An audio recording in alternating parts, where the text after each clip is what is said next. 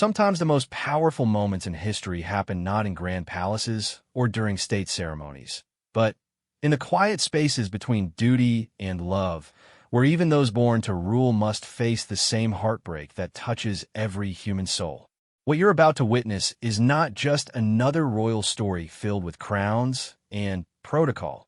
It's the raw, unfiltered truth about a family forced to choose between their deepest bonds and the weight of a thousand-year legacy. In a world where we often see royals as untouchable figures living behind castle walls, this story reveals something far more profound. The moment when all the titles, wealth, and privilege in the world couldn't protect them from the kind of goodbye that changes everything forever. This isn't about politics or scandal. It's about love so pure and sacrifice so deep that it moved an entire nation to tears. You'll discover how one royal family's private struggle became a mirror for every parent who has ever had to let go, every child who has ever felt the weight of impossible choices, and every person who has learned that sometimes the greatest act of love is knowing when to say goodbye. Prepare yourself for a journey that will challenge everything you thought you knew about duty, family, and what it truly means to serve something greater than yourself. This is the story of the royals' goodbye. A farewell, so profound it reminded the world that beneath every crown beats a heart that knows both joy and sorrow, hope and heartbreak, just like yours.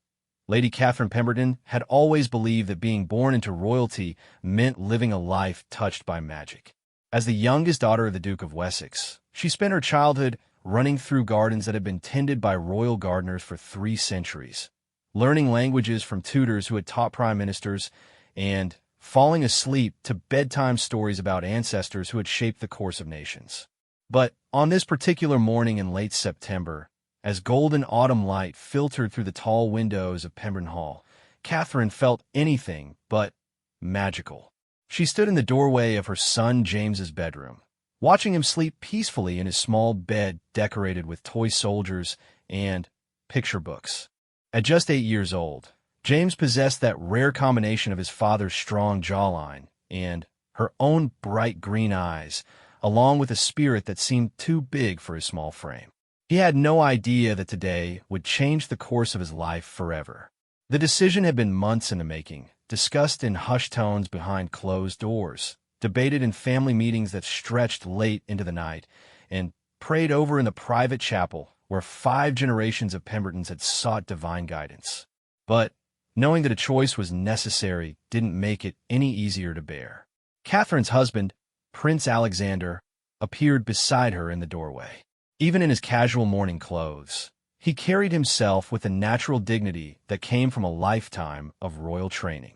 But this morning, she could see the weight of their decision etched in the lines around his eyes, the slight slump of his normally perfect posture. "The car will be here in 2 hours," he said quietly, placing a gentle hand on her shoulder.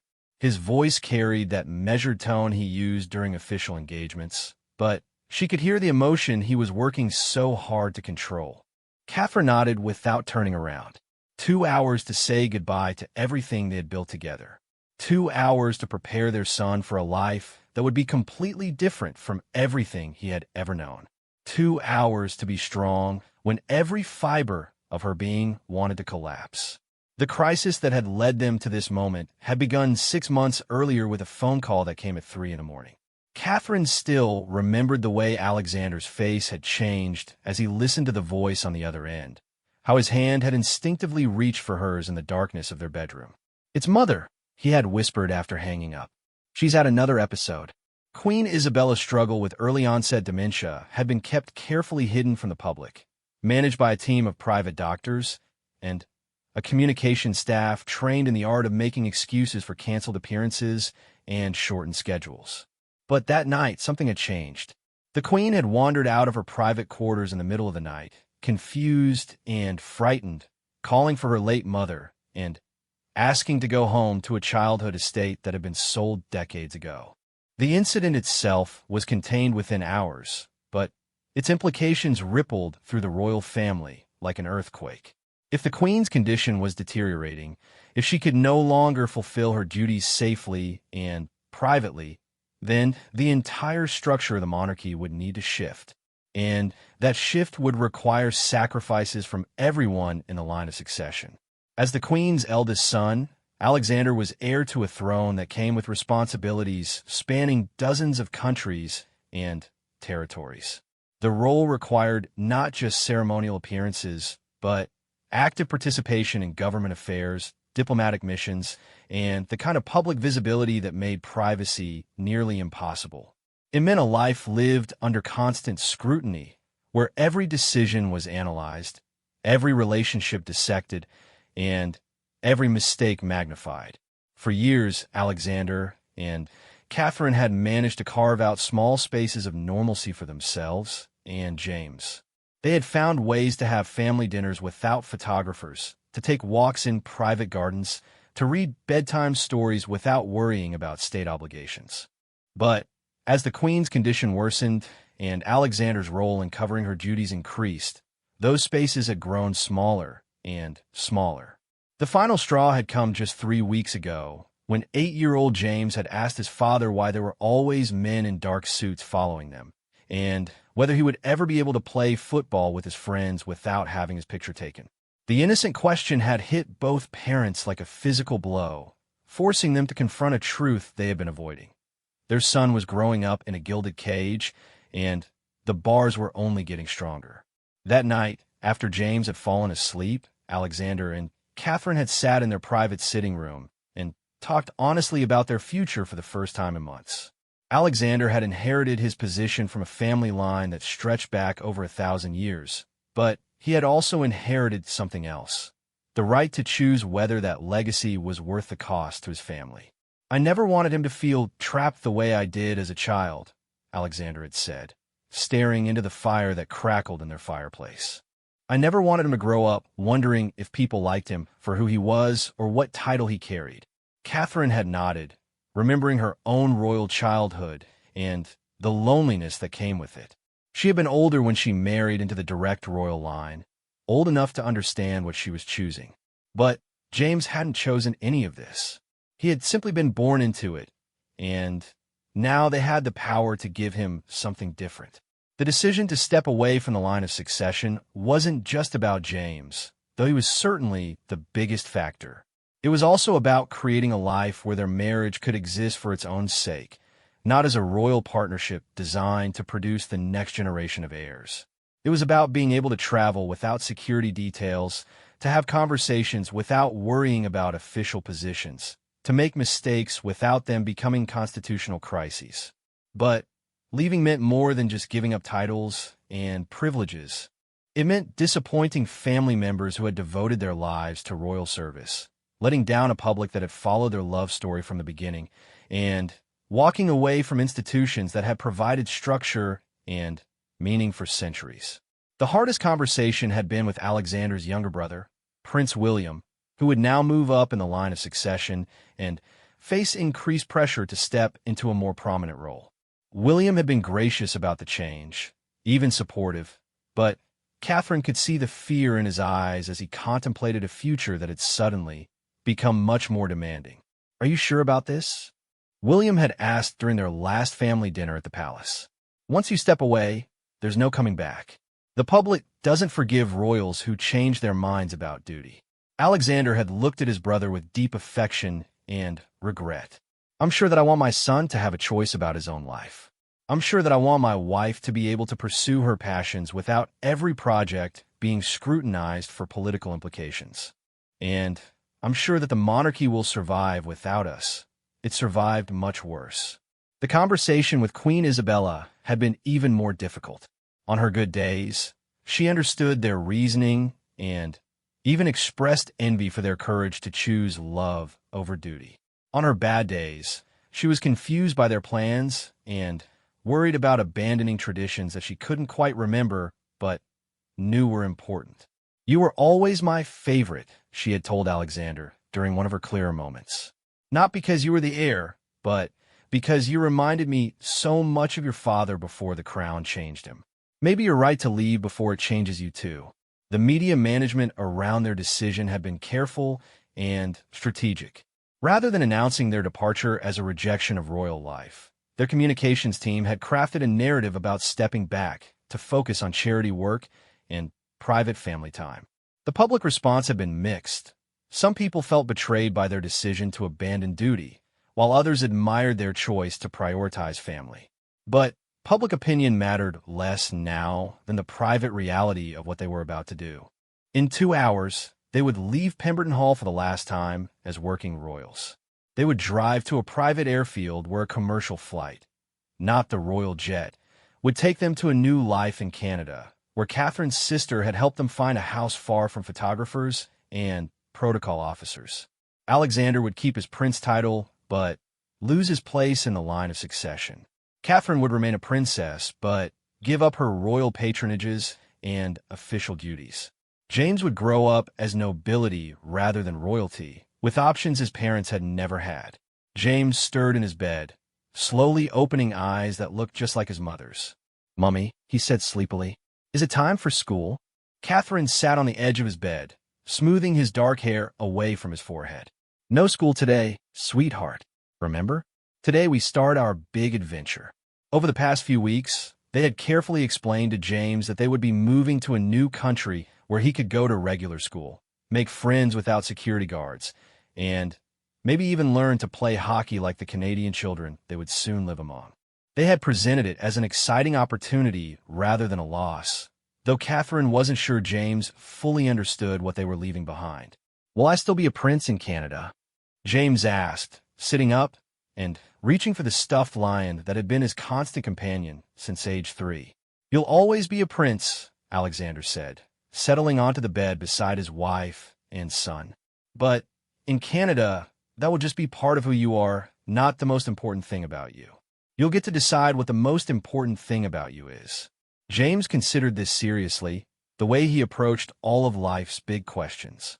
"I think I'd like to be good at hockey," he said finally, "and maybe good at helping animals like the veterinarians we saw at the zoo." Catherine felt her heart squeeze with both pride and sadness. Her son was already thinking like a child who had choices, who could dream about careers based on his interests rather than his bloodline. It confirmed that they were making the right decision, even though it felt like tearing a piece of their souls away. The next hour passed in a blur of final preparations.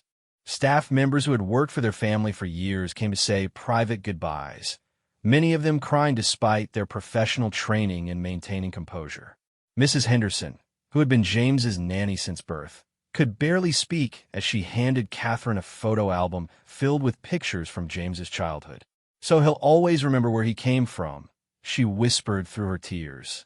The hardest moment came when Alexander's private secretary, Robert, approached with a leather portfolio containing documents that needed to be signed to make their departure official. Each signature felt like closing a door that could never be reopened, severing ties that had bound their family to the crown for generations. "Your Royal Highness," Robert said formally, then caught himself. After today, the formal address would no longer be necessary. "Sir," he corrected himself, "the car is ready." Catherine took one last look around the room that had been James's nursery, then his bedroom, the space where she had rocked him through countless nights, and watched him grow from a tiny baby into the thoughtful boy he was becoming. She tried to memorize every detail, the way the morning light fell across his toy chest, the family photos clustered on his bookshelf, the height marks they had penciled on his closet door frame to track his growth. "Ready?" Alexander asked, taking her hand. She nodded, not trusting her voice. Together, they walked downstairs to where James waited with his backpack and his stuffed lion, looking both excited and nervous about the journey ahead. Outside, a simple black car waited instead of the usual royal convoy. No flags flew from its hood, no motorcycle escorts flanked its sides. It was just a car, ready to take a family to the airport like millions of other families around the world. As they drove through the gates of Pemberton Hall for the last time, Catherine looked back at the estate where she had learned to be a mother, a wife, and a working royal. The building looked exactly the same as it had that morning, but everything had changed. They were no longer the same people who had lived there, and they were heading toward a future that none of them could fully predict. The first part of their goodbye was complete, but the hardest parts still lay ahead. The private airfield outside London looked nothing like the royal airports Alexander had used his entire life. No red carpets, no honor guards standing at attention, no photographers held back by security barriers. Just a small terminal building, a few private jets scattered across the tarmac, and the kind of ordinary bustle that characterized civilian air travel. For the first time in his life, Prince Alexander felt both invisible and completely exposed. Catherine clutched James's hand as they walked across the tarmac toward their waiting aircraft. The September wind whipped her dark hair around her face, and she was grateful for the excuse to wipe away tears that threatened to fall. Each step felt monumental, like crossing an invisible line between the life they had always known and the uncertainty that waited ahead. James, meanwhile, was fascinated by everything around him. "Mummy, why don't we have any guard with us?" he asked, swinging his stuffed lion in his free hand. "And why is that man loading our suitcases? Doesn't he know who we are?" The questions hit Catherine harder than she had expected. For 8 years, James had lived in a world where people anticipated his every need, where his identity opened doors and commanded immediate attention. Now he was experiencing what it felt like to be just another traveler, and his confusion about this new reality broke her heart. "Remember what we talked about, sweetheart?" Alexander said, crouching down to James's eye level beside the aircraft stairs. "Starting today, we're going to live more like regular families do. People will help us because it's their job or because they're kind, not because of our titles." James nodded solemnly, though Catherine could see he didn't fully understand. How could he? He had never lived without protection, without staff, without the automatic deference that came with royal status. The transition would be harder on him than on anyone else, because he was losing an identity he had never questioned. The flight to Canada would take 8 hours, giving them plenty of time to process what they had just done. But first, they had one more goodbye to endure. As they settled into their seats, Catherine's phone buzzed with a text message from Alexander's brother William. "The family is gathering at Windsor for an impromptu dinner tonight. Mother specifically asked for you to call when you land. She wants to hear your voice one more time." Catherine showed the message to Alexander, who closed his eyes and leaned back against his seat. They had said their official goodbyes to the Queen 2 days earlier, during a private lunch that had been both heartbreaking and surreal.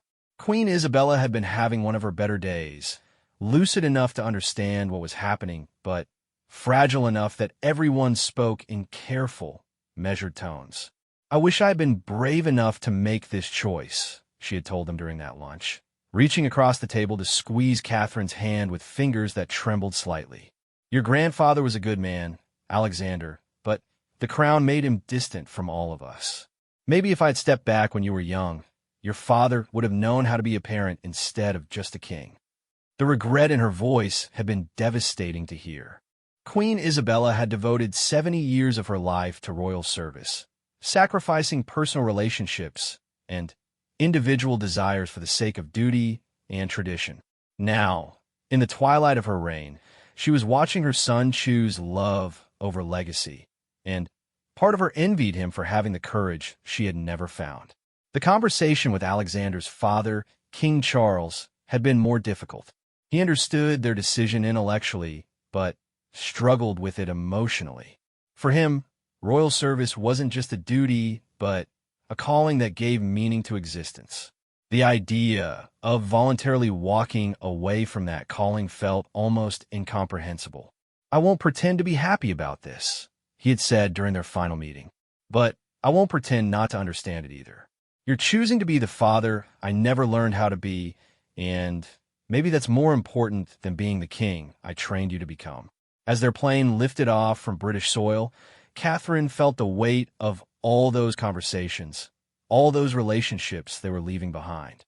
Royal families weren't just families. They were institutions, support systems, networks of people who had built their lives around maintaining traditions and preserving legacies.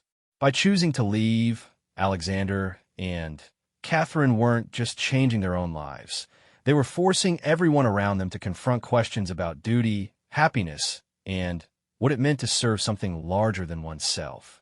James spent the first part of the flight pressed against the window, watching England grow smaller and smaller beneath them. "Will we ever see our house again?" he asked as the countryside disappeared beneath clouds. "Pemberton Hall will always be part of our family," Catherine assured him. "When you're older, if you want to visit, we can arrange that.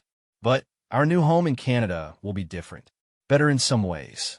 "How will it be better?" James asked with the direct curiosity that only 8-year-olds possessed. Alexander and Catherine exchanged glances. They had spent months talking about the advantages their new life would offer, but explaining those advantages to a child who had never experienced the restrictions of royal life was challenging. "Well," Alexander began carefully, "in Canada, you'll be able to go to school with children who don't know about our family history. You'll make friends based on whether you're kind and fun, not because of who your parents are. And when you're older, you'll be able to choose any career that interests you, not just ones that are considered appropriate for royalty." James considered this seriously. "What if I want to be a teacher or a firefighter? Can princes do those jobs?" "In our new life, you can do any job that makes you happy and helps other people," Catherine said, feeling her heart swell with pride at his questions. "That's one of the gifts we're giving you by making this change."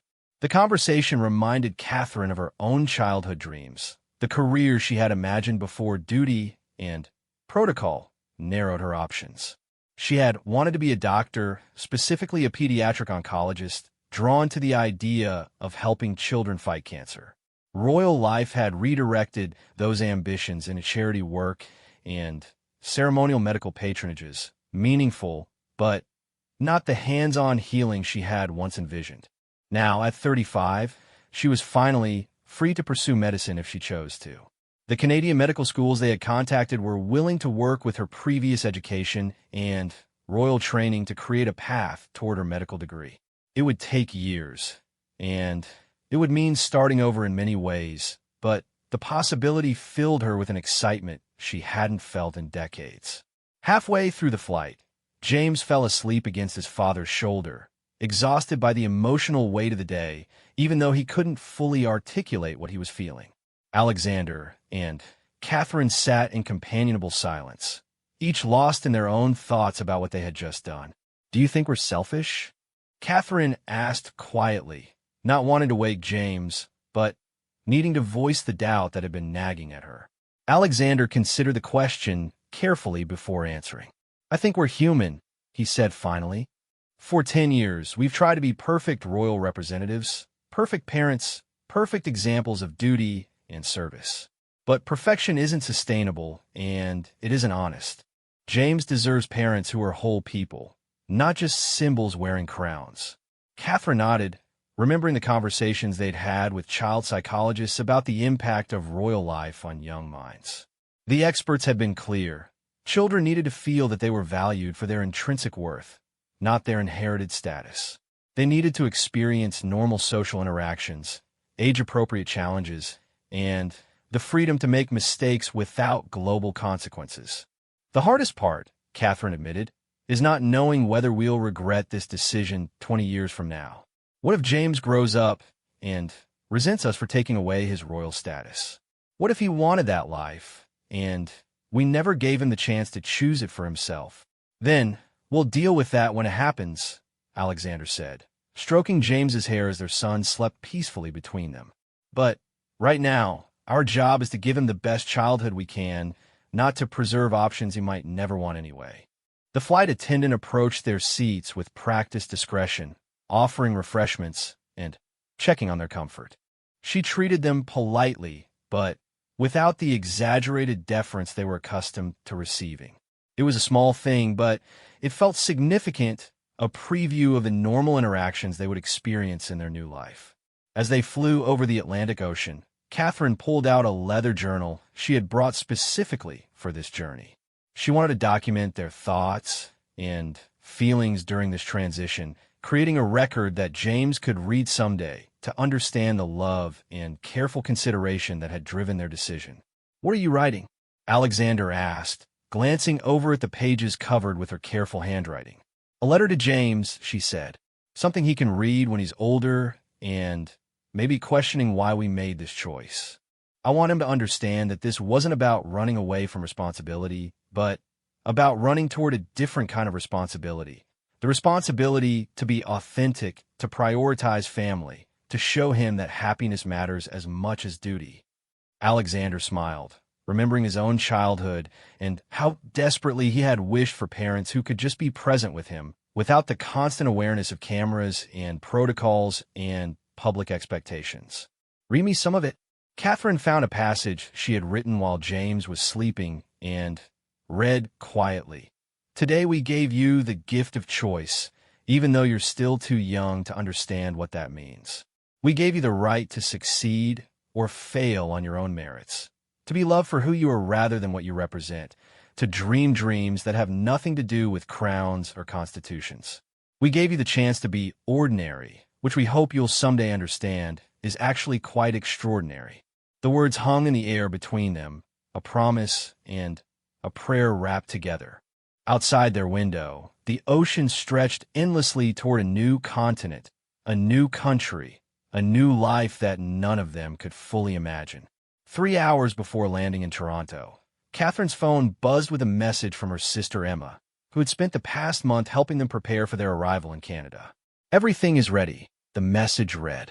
House is stocked, school enrollment is complete, and the neighbors have been briefed about respecting your privacy. Can't wait to hug you all and start this new chapter. Emma had been Catherine's closest confidant throughout the decision-making process, offering both practical support and emotional encouragement when the weight of their choice felt overwhelming. As someone who had married into minor nobility but avoided the pressures of working royal life, Emma understood both the privileges and the burdens that Catherine and Alexander were leaving behind.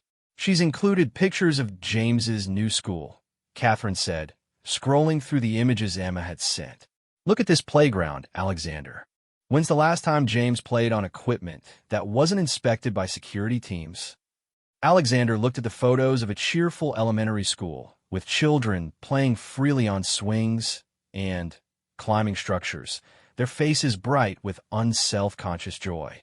It looked like the childhood he had dreamed of having, the childhood he wanted to give his son. He's going to love it, Alexander said, though his voice carried a note of uncertainty. They were all stepping into the unknown, trading familiar constraints for unfamiliar freedoms.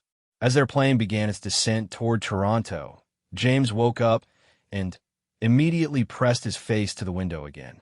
Is that Canada? He asked excitedly, pointing to the city lights spread out below them. That's our new home, Catherine said, smoothing his rumpled hair and helping him sit up straighter.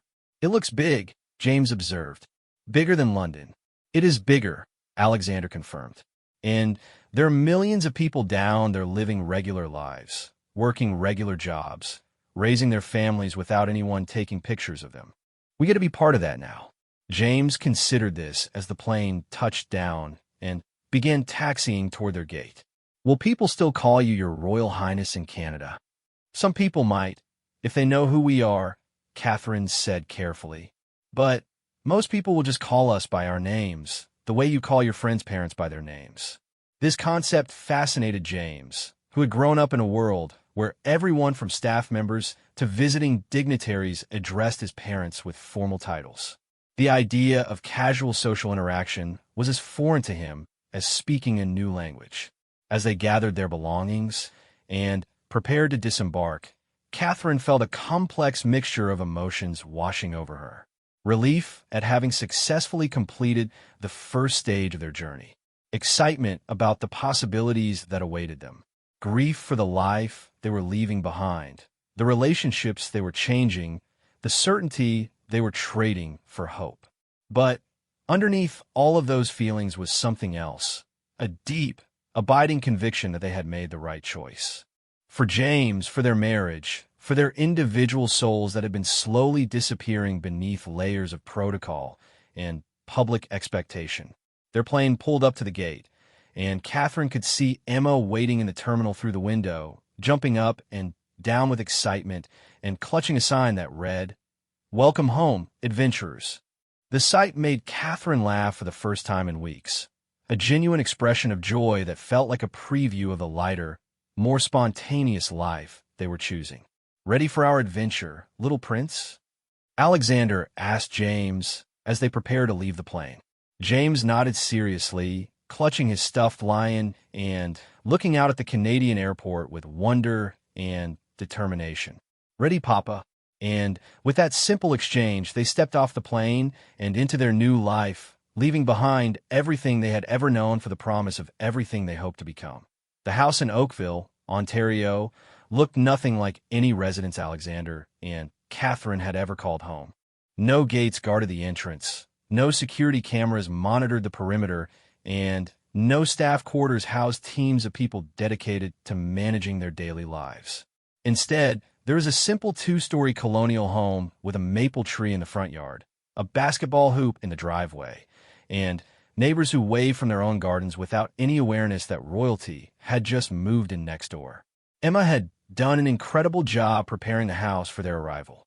The rooms were filled with comfortable furniture chosen for livability rather than grandeur. The kitchen was stocked with groceries, including James's favorite cereals, and there were fresh flowers on every table that spoke of welcome rather than ceremony. It felt like a real home, the kind of place where spilled juice wouldn't cause international incidents, and muddy shoes could be kicked off at the door without protocol concerns. James ran through the rooms with an energy Catherine hadn't seen from him in months, exploring closets and testing light switches and marveling at the fact that he could open any door without first checking whether he was allowed inside. The simple freedom of moving through a house without permission was revolutionary for a child who had spent his life in spaces where every room had rules and every activity required supervision. "Mummy, there's a pond in the backyard," James called out, his voice echoing with pure excitement. "And I can see it from my bedroom window. Can we go look at it right now?" Catherine and Alexander followed him outside, where a small decorative pond reflected the late afternoon sunlight. It was nothing elaborate, just a water feature that previous owners had installed for their own enjoyment, but to James it might as well have been a magical kingdom. "We'll need to establish some safety rules about the water," Alexander said automatically, then caught himself. For the first time in James's life, they could establish family rules based on common sense and parental judgment rather than protocols written by security teams. It was liberating and terrifying at the same time. Emma joined them in the backyard, carrying a bottle of champagne and wearing a grin that seemed to stretch from ear to ear. "So, what do you think of your new headquarters?" "It's perfect," Catherine said, meaning it completely. "It feels like a home where people actually live, not a museum where people are displayed." "That was the goal," Emma replied, popping the champagne cork with practiced ease. "Normal house, normal neighborhood, normal life. Well, as normal as possible given that you're still technically royalty and the internet exists." That last comment sobered Alexander slightly. They had chosen to step back from royal duties, but they couldn't completely escape royal identity. There would still be media interest, still be public curiosity about their choices, still be the challenge of raising James with some awareness of his heritage without letting that heritage define his possibilities. "How much do the neighbors know?" Catherine asked, accepting a glass of champagne and settling into one of the patio chairs Emma had arranged around a simple wooden table. "I told them that you're a British family relocating for work reasons," Emma said carefully. "If they figure out more than that, we'll deal with it when it happens. But this neighborhood tends to mind its own business. People here are more interested in hockey scores than royal gossip." As if to prove her point, a woman appeared at the fence that separated their backyard from the property next door. She looked to be in her 40s, with gardening gloves on her hands and dirt smudged on her jeans. "Hi there," she called out cheerfully. "I'm Sarah Martinez, your neighbor. Just wanted to welcome you to the neighborhood and let you know that if you need anything while you're settling in, please don't hesitate to ask." Catherine felt her chest tighten with anxiety that had nothing to do with the woman's friendly offer. For 10 years, interactions with strangers had been carefully managed by communication staff who briefed everyone about proper protocols for addressing royalty. This simple, neighborly introduction felt both wonderful and completely foreign. "That's very kind of you," Catherine replied, walking over to the fence with what she hoped was an appropriate level of friendliness. "I'm Catherine, and this is my husband Alexander and our son James." "James," Sarah called out to the boy, who was still investigating the pond. "My daughter Mia is about your age. She goes to Oakville Elementary, which I hear is where you'll be starting school. Maybe you'd like to play together sometime." James looked up from the water with immediate interest. "Does she like frogs?" he asked seriously. "Because I think there might be frogs in this pond, and I want to learn about them." Sarah laughed with genuine delight. "She loves all kinds of animals. You two are going to get along great. Why don't I bring her over tomorrow afternoon so you can meet properly?" After Sarah had returned to her gardening and James had gone back to his pond exploration, Catherine sat down beside Alexander and tried to process what had just happened.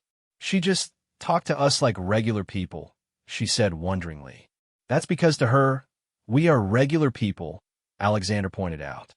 "This is what we wanted, remember? This is what normal feels like." But normal was harder to adjust to than either of them had anticipated.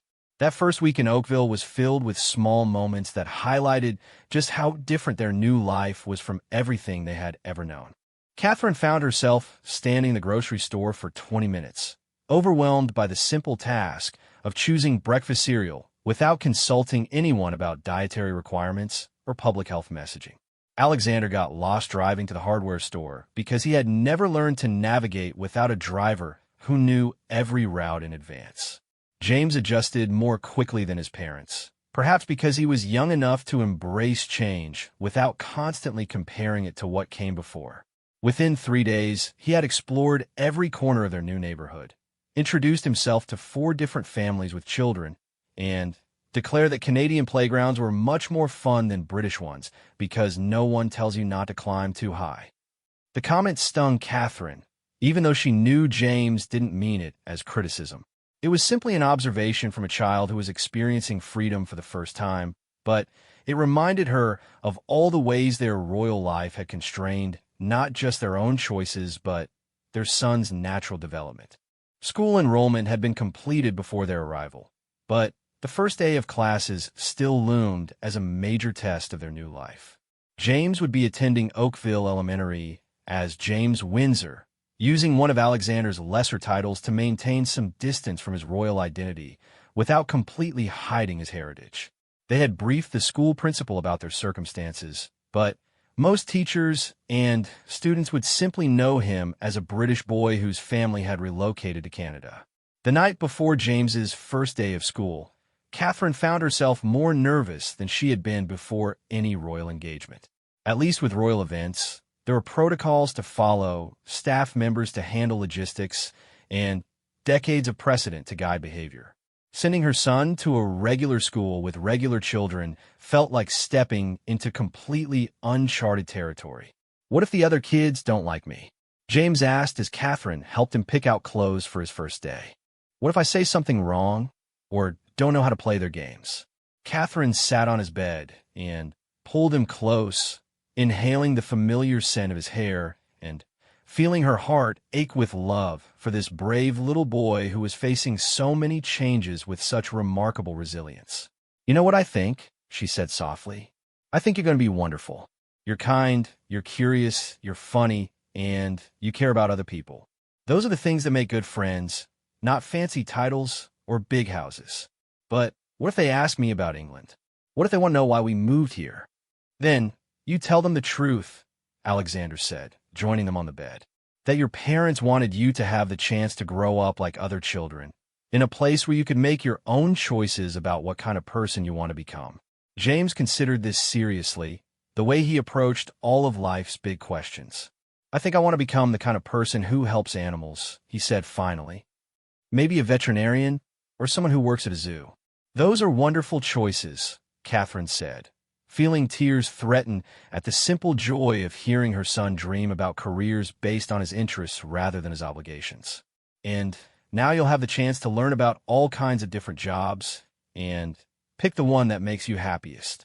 The next morning dawned bright and clear, perfect weather for new beginnings. Catherine had barely slept, her mind racing with worry about how James would handle his first day in a regular school environment. But James himself seemed remarkably calm as he ate his breakfast and gathered his new school supplies. "Remember," Alexander said as they walked toward the school building, "if anyone asks questions that make you uncomfortable, you can just say that your family prefers to keep private things private. You don't owe anyone explanations about our life." James nodded seriously, then surprised both parents by asking, "Will you stay close today? In case I need you." The question revealed the 8-year-old vulnerability he had been hiding beneath his excitement about their new adventure. Despite all his apparent confidence, he was still a little boy facing a big change, and he needed to know his parents would be there if things went wrong. "We'll be right here in town all day," Catherine promised. "If you need us for any reason, the school can call us, and we'll come immediately." James smiled, reassured by this promise, and walked into Oakville Elementary with his head held high and his new backpack slung over his shoulders. Watching him disappear into the crowd of children, Catherine felt a complex mixture of pride and terror that she recognized as the essence of parenthood. Wanting to protect your child from everything while simultaneously wanting them to experience everything. "He's going to be fine," Alexander said quietly, taking her hand as they stood outside the school, watching other parents drop off their children with casual ease. "I know," Catherine replied. "It's just that everything feels so permanent now. Before, when we made decisions about James's education or activities, we always knew we could change course if something wasn't working. But this feels like we're setting him on a path we can't step back from." Alexander understood her concern. Royal life, for all its constraints, had offered a certain kind of security. There were always protocols to follow, staff to handle difficulties, and institutional support for any challenges that arose. Now they were on their own, responsible for navigating parenthood without the safety net they had always taken for granted. But as they walked back to their car, Catherine noticed something that filled her with unexpected optimism. Other parents were chatting casually with each other, sharing stories about their children's adjustment to the new school year, offering practical advice about everything from lunch preferences to after-school activities. It was the kind of community support they had never been able to access as working royals, when every interaction was filtered through protocol and public relations concerns. "Excuse me," said a woman approaching their car. "Aren't you James's parents? I'm Patricia Chun, Lily's mom." Lily mentioned that she met a new boy with a British accent yesterday. Catherine tensed slightly, preparing for the moment when recognition would dawn and normal conversation would become awkward. But Patricia simply continued talking about carpools and playground supervision, treating them exactly like any other parents in the school community. "If you're interested," Patricia was saying, "a few of us get together for coffee every Friday morning after drop-off.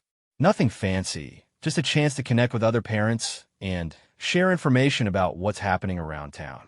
Catherine looked at Alexander, who nodded encouragingly. "That sounds lovely," she said, meaning it completely. "We're still learning our way around, so local information would be incredibly helpful." "Perfect. I'll add you to our group text," Patricia said, pulling out her phone with the casual efficiency of an experienced mom. "And don't worry about James. The kids here are pretty welcoming to newcomers. By Halloween, he'll feel like he's lived here his whole life." As they drove home, Catherine reflected on the strange miracle of ordinary conversation. For the first time in a decade, she had talked to another parent about practical, everyday concerns without anyone briefing her in advance about appropriate topics or potential publicity implications. It was such a simple thing, but it felt revolutionary. Their first week in Oakville established patterns that would define their new life. Alexander spent his mornings researching graduate programs in environmental policy, a passion he had never been able to pursue while focusing on royal duties. Catherine began the process of having her British medical training evaluated for Canadian equivalency, taking the first steps toward eventually applying to medical school. James came home each day with stories about new friends and playground adventures, his confidence growing with each successful social interaction. But the most significant change was subtler and harder to define. Gradually, the three of them were learning to exist as individuals rather than as representatives of an institution. They could have opinions about politics without worrying about constitutional implications. They could support causes based on personal conviction rather than official neutrality. They could make mistakes without them becoming international news. "I think we're going to be happy here," Catherine said one evening as they sat on their back patio, watching James catch fireflies in the gathering dusk. "I think you're right," Alexander agreed, pulling her closer as the sounds of suburban evening life surrounded them with comforting normalcy. In that moment, surrounded by the simple peace of their new life, the weight of their goodbye to royal duty felt not like loss but like liberation.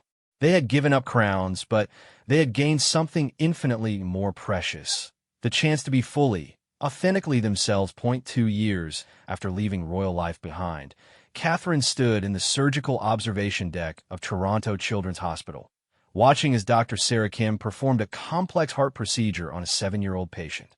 The child's parents sat in the waiting room below, holding each other's hands and praying for their daughter's recovery, completely unaware that a former princess was learning to save lives just floors above them.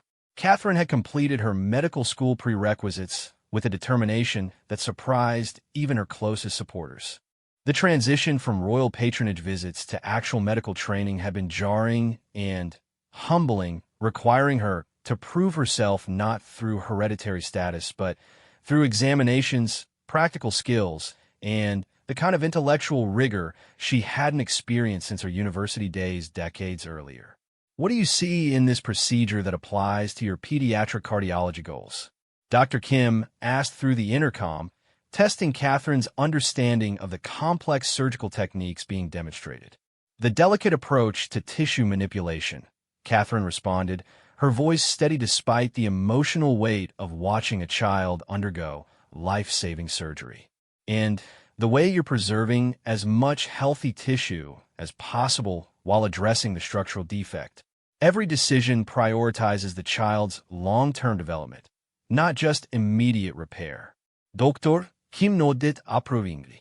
Catherine had earned respect among her medical school classmates and instructors through competence and dedication rather than celebrity. Most of her fellow students knew about her royal background, but after 2 years of proving herself through late-night study sessions and demanding clinical rotations, she was known primarily as someone who worked harder than almost anyone else and never asked for special treatment. The transformation hadn't been easy. Learning to exist as a student rather than an honored guest required rewiring decades of social conditioning. Catherine had to train herself to ask questions when she didn't understand concepts, to accept criticism from professors young enough to be her children, and to find satisfaction in personal achievement rather than public recognition. But the rewards were profound. For the first time in her adult life, Catherine felt like she was building something meaningful with her own hands and mind. Every exam passed, every clinical skill mastered, every patient interaction that went well represented progress toward becoming the doctor she had dreamed of being as a young woman. Meanwhile, Alexander had found his own path to fulfillment through environmental policy research at the University of Toronto. His doctoral dissertation on sustainable urban development had attracted attention from city planners across North America, not because of his royal connections, but because of innovative ideas about balancing economic growth with environmental protection. "The irony," Alexander had told Catherine one evening as they reviewed their respective homework assignments at their kitchen table, "is that I'm finally doing the kind of work that could actually help people in concrete ways, but no one cares about my opinions anymore because I'm not wearing a crown when I express them." It was true that their influence had decreased dramatically since leaving royal life. The causes they had championed as working royals now had to find other celebrity endorsers, and the global platform they had once used to raise awareness about international issues had been transferred to other family members who remained in official positions. But what they had lost in reach, they had gained in authenticity. Alexander's environmental research was driven by genuine scientific curiosity rather than diplomatic necessity. Catherine's medical training was motivated by a desire to heal individual patients rather than serve as a symbolic representative of healthcare initiatives. Most importantly, James was thriving in ways that confirmed their decision had been the right choice for their family. Now 10 years old, He had developed into a confident, empathetic child whose friendships were based on shared interests rather than social calculation. His best friend was Mia Martinez, the neighbor girl who had introduced him to Canadian playground culture on his second day in Oakville. James is completely normal, Catherine had marveled to Emma during one of their weekly phone calls. He argues with his friends about hockey teams. He complains about homework. He gets excited about birthday parties. He's everything we hoped he could be. And how does that make you feel? Emma had asked, always the psychologist, even in casual family conversations. Grateful, Catherine had replied immediately, and sometimes a little sad that it took moving to another continent for us to discover what normal family life could feel like. The sadness was real, even amidst their satisfaction with their new life. They had given James wonderful opportunities, but they had also disconnected him from a heritage that stretched back centuries. He knew he was born into royalty, but that knowledge was becoming increasingly abstract as he integrated into Canadian culture and developed identity markers that had nothing to do with British aristocracy. Sometimes Catherine wondered whether they had been too drastic in their departure from royal life. Other members of the extended royal family had found ways to balance public duty with personal fulfillment, maintaining their positions while pursuing individual passions. But those compromises had always required sacrificing family privacy in ways that Catherine and Alexander weren't willing to accept for James. The question of balance became particularly poignant when news came from England about Queen Isabella's declining health. The dementia that had precipitated their decision to leave was progressing rapidly, and family members were taking turns spending time with her during her clear moments. "She's been asking for you," Alexander's brother William reported during one of their monthly video calls. Not in a demanding way, but with a kind of wistful sadness. "I think she wants to know that James is happy, that your choice led to good outcomes." The conversation prompted Alexander and Catherine to plan their first trip back to England since leaving royal life. It would be a private family visit, without official duties or public engagements, but it still felt momentous. James had only vague memories of his early childhood in England, and they weren't sure how he would react to seeing the world they had left behind. "Will I have to bow to anyone?" James asked when they told him about the planned trip. The question revealed how much his understanding of social hierarchy had changed during their time in Canada. The idea of formal deference to family members based on their titles now seemed foreign to him. "You'll show respect for your great-grandmother because she's elderly and because we love her," Catherine explained carefully. But the specific ways of showing that respect are less important than the genuine caring behind them. They spent weeks preparing for the trip, briefing James about family members he barely remembered, and helping him understand the historical significance of the places they would visit. But nothing could really prepare any of them for the emotional impact of returning to their former life as observers rather than participants. The flight back to London felt surreal, like traveling backward through time to a life they remembered but no longer inhabited. James pressed his face to the airplane window as they flew over the British countryside, amazed by how different everything looked from his current perspective. "It seems smaller than I remembered," he said wonderingly, "and more crowded." "That's because your sense of space has changed," Alexander explained. "Canada is much bigger than England, so your idea of what feels spacious has expanded." The metaphor extended beyond geography. All three of them had developed broader perspectives during their time away, making their former royal life feel simultaneously more precious and more constraining than it had when they lived it daily. Queen Isabella was waiting for them in her private sitting room at Windsor Castle, looking friendlier than she had 2 years earlier, but with eyes that still sparkled with intelligence during her lucid moments. She embraced James with gentle hands, studying his face as if memorizing every detail. "You look so much like your father did at that age," she told him, "but happier, more relaxed." James, who had been nervous about meeting his great-grandmother, was charmed by her warmth and the obvious love in her voice. "Mummy says he used to tell Papa stories about knights and dragons when he was little.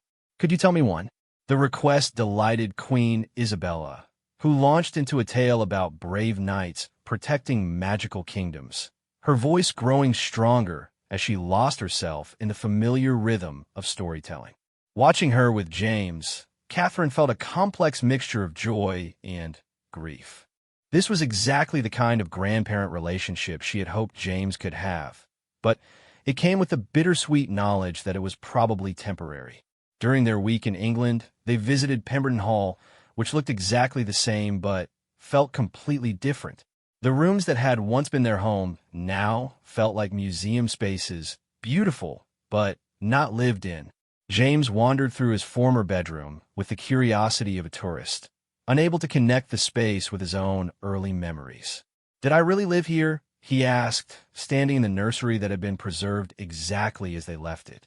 "For the first 8 years of your life," Catherine confirmed, feeling the weight of all the changes they had made since leaving this place behind. "It's beautiful," James said diplomatically, "but it doesn't feel like home." The comment summarized everything Catherine felt about their return to England. The country, the family, the traditions were all still beautiful and meaningful, but they no longer felt like home. Home was now a simple house in Oakville with a pond in the backyard, and neighbors who cared more about their kindness than their titles. The most emotional part of their visit was a private dinner with the immediate royal family, where James met cousins he barely remembered and interacted with aunts and uncles who were struggling to balance their official roles with their personal relationships to him. Everyone was kind and welcoming, but there was an underlying sadness about the distance that had developed between them. "He's wonderful," Prince William told Catherine privately after James had gone to bed. "Confident, articulate, genuinely happy. You made the right choice for him." "But," Catherine prompted, hearing the hesitation in his voice. "But I worry about what we've lost as a family," William admitted. "The connections, the shared experiences, the sense of being part of something larger than ourselves. James will grow up without that foundation, and I'm not sure what replaces it." It was a fair concern, one that Catherine and Alexander had discussed extensively. By giving James freedom from royal expectations, they had also disconnected him from royal support systems, traditions, and the sense of historical continuity that had shaped their own identities. "We've tried to replace it with community connection and individual purpose," Catherine said. "James knows he's part of something larger than himself. It's just that the something larger is now his neighborhood, his school, his friendships, rather than a monarchy." "Different, not necessarily worse," William agreed, "but definitely different." On their last day in England, Queen Isabella had one final conversation with Alexander that would stay with him for the rest of his life. She was having one of her clearer days and wanted to talk seriously about the choices he had made. "I've been thinking about legacy," she told him as they sat together in her private garden. "For 70 years, I believed that legacy meant preserving traditions, maintaining institutions, passing down responsibilities to the next generation. But watching James these past few days, I wonder if real legacy might be something else entirely." "What do you mean?" Alexander asked, treasuring what he suspected might be one of their last meaningful conversations. "Maybe legacy is about giving people the tools to create their own meaning rather than inheriting meaning from others," she said slowly. "You've given James something I never gave your father, and your father never gave you. The chance to discover who he is when no one is telling him who he should be. Sometimes I worry that we've been selfish," Alexander admitted. "That we've prioritized our own happiness over our duty to family and country." Queen Isabella reached over and took his hand with fingers that trembled slightly, but still conveyed strength. "Duty without joy becomes a prison," she said firmly. "Joy without purpose becomes meaningless. You found a way to combine duty to your family with joy in your choices. That's not selfish, that's wisdom." The conversation provided a kind of blessing that Alexander hadn't realized he needed. Knowing that his grandmother understood and supported their decision helped heal some of the guilt he had carried about disappointing family members who had devoted their lives to royal service. Flying back to Canada after their week in England, all three of them felt the relief of returning home. James chatted excitedly about seeing his friends and telling them about his adventures, while Catherine and Alexander reflected on how their visit had confirmed rather than undermined their decision to build a new life. "I'm glad we went," Catherine said as their plane crossed the Atlantic. "It helped me realize that we didn't lose a family when we left royal life. We gained the freedom to love our family without the complications of duty and protocol. And James got to see where he came from without feeling trapped by it," Alexander added. "He can carry his heritage as part of his story, not as the defining element of his identity." 6 months after their return from England, Catherine received news that would test all the convictions she had developed about their new life. A position had opened at Toronto's Hospital for Sick Children, one of the world's premier pediatric medical centers, for a research fellow in pediatric cardiology. It was exactly the kind of opportunity she had been working toward, but it came with unexpected complications. "There's significant media interest in your application," the department head explained during her interview. "Not because of your qualifications, which are excellent, but because of your background. Some people are concerned that hiring you might create publicity distractions from our medical mission." Catherine felt the familiar weight of royal identity affecting her opportunities, even in her new life. For 2 years, she had worked to establish herself as a serious medical student based on merit alone, but her past still followed her in ways that could limit her future. "I understand your concerns," she replied carefully. "I can only promise that my commitment to this work is genuine and that I would never do anything to compromise the reputation or mission of this institution. If you decide that the potential publicity risks outweigh the contributions I could make, I'll respect that decision and find other ways to pursue my medical goals." The honesty and grace of her response, combined with her outstanding academic record, ultimately won her the position. But the experience reminded her that completely escaping royal identity was impossible. The challenge would always be finding ways to use her unique background as a tool for good rather than an obstacle to overcome. As Catherine began her fellowship and Alexander completed his dissertation research, James continued to grow into the kind of person they had hoped he would become. His 10th birthday party was a perfect example of the life they had built. 12 children from his school class playing games in their backyard, parents chatting casually while supervising activities, and a celebration focused entirely on James's interests rather than any obligations to tradition or protocol. "Next year, I want to have a sleepover party," James announced as they cleaned up after his friends had gone home. Mia says her older brother had one, and it was the best birthday ever. Catherine and Alexander exchanged glances, remembering their own childhood birthdays with their careful guest lists, formal entertainment, and professional photographers capturing every moment. The contrast couldn't have been sharper, and they felt grateful for the simplicity of James's expectations. "A sleepover sounds perfect," Catherine assured him. "We can plan all kinds of fun activities.